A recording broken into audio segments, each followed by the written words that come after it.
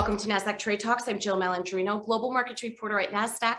Joining us for this segment, we have Ryan Munson, partner at EY, to discuss the EY Global Alternative Fund Survey and how managers are employing new products and strategies to position themselves for growth as the market continues to evolve. Ryan, it's great to meet with you. Welcome to Trade Talks.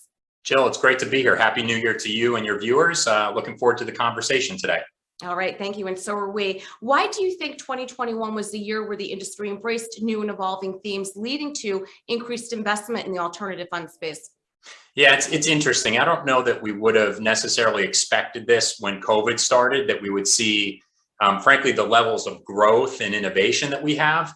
But I think a contributor to it has been, this environment and the uncertainty of these markets caused many managers to really challenge their business model, their product offerings, both for lack of a better word, short-term survival, but also long-term growth. And I think we've seen a lot of managers using the creativity and flexibility that this environment required to transform their business and to take actionable steps in terms of thinking about new offerings, new innovative products and strategies that will allow for short-term success in these markets, but also long-term growth for their overall business.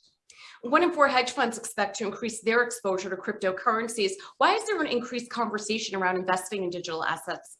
Yeah, digital assets continues to be probably the topic we're talking to our managers the most about. I think there's a number of factors that contribute to this. First, certainly the performance of cryptocurrencies over the last 1, 3, 5 years, and for some of the more legacy tokens, 10 years, the performance has outperformed every other asset class. And this performance is largely uncorrelated to those other asset classes. So I think there's a performance opportunity, and the size of the market has really grown. So yesterday, Apple hit 3 trillion in market cap. That's roughly the size of the cryptocurrency market today as well. So it's a growing market. It's grown tenfold over the last 2 years with hundreds of tokens. So there's a huge opportunity set for alternative asset managers who want to explore new investment opportunities. And then I think critically, the infrastructure around the crypto ecosystem has really institutionalized. We're seeing reputable exchanges, custodians, and other service providers servicing this market in a way that gives alternative asset managers comfort from an operational and risk management perspective to deploy capital here. What are new investor requirements for managers from ESG and talent management considerations to custom product offerings? Yeah, so the product offering growth has been tremendous over the past year. We talked about crypto. One area before I get into ESG, private investing has become a huge expectation for many alternative managers who traditionally would have only invested in the public markets. We're seeing tremendous growth in growth equity and venture capital-like investing amongst more traditional liquid managers.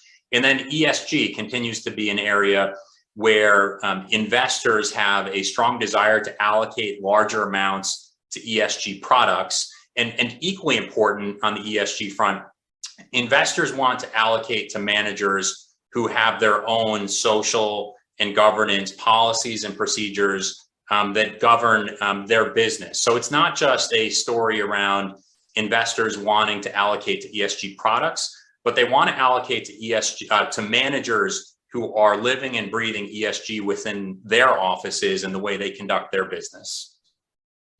Let's discuss the expansion into the retail market and what managers should consider when looking to get capital from these avenues. Yeah, retail was an interesting story in 2021. I think most picked up on, particularly early in the year, the impact the retail investment community can have on financial markets in terms of trading activity and market valuations.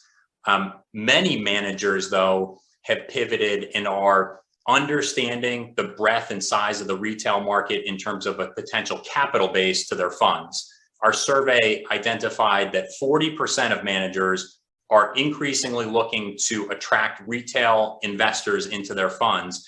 And it's been driven, I think, by fintech.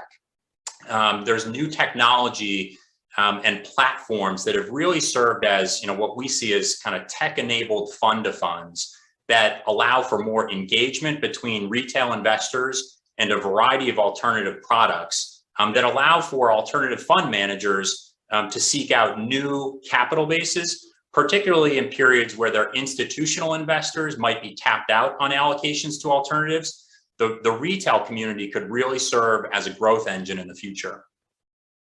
All right, Ryan, we appreciate the insight. Thanks for joining us on Trade Talks. I'm Jill Malandrino, Global Markets Reporter at Nasdaq. Great to be here, Jill. Look forward to doing this again soon.